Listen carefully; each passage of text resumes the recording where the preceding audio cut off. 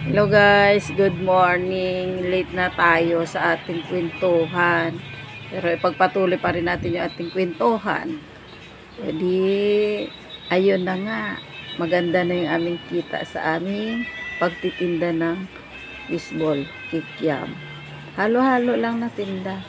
Oh, sa unang araw pa lang maganda na ang aming ginawa noon. Sana tuloy-tuloy 'yon. At ngayon gusto ko sana ulit mangyari 'yon sa totoong ano ko ngayon dahil wala na nga. Pero ang ating kwento ay sa nakaraan, 'di ba?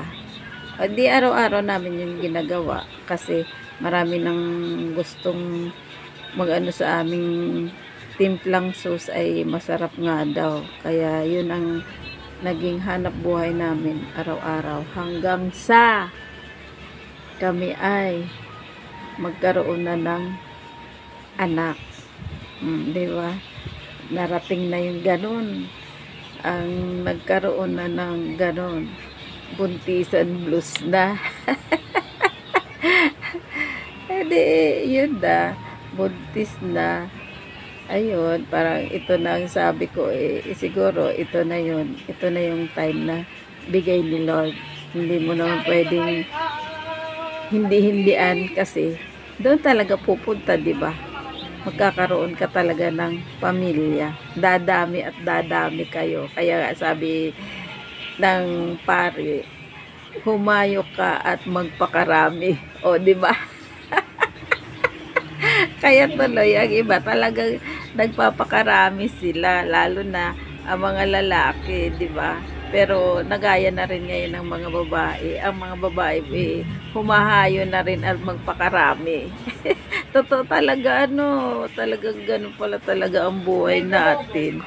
O di, ayun na nga, tuloy-tuloy na buntis na. Kahit buntis ako, edi sige pa rin yung hanap buhay namin na ganoon. At least meron na kaming naumpisa na hanap buhay, kumbaga sa hindi na kami nangangapa kasi yun na mayroon na kaming hanap buhay na pinagkakitaan.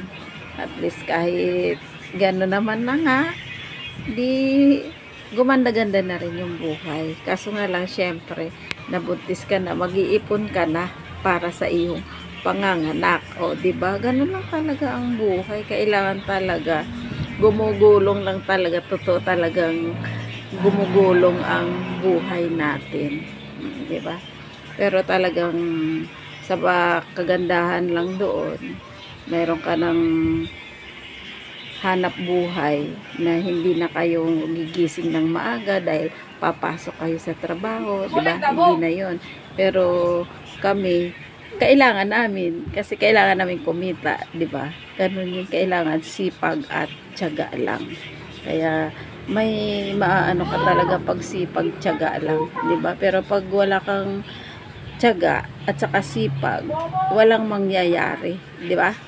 So, guys, kailangan natin ng pagsisipag at pagtiyaga para tayo ay may sinasabing may nilaga. O, diba?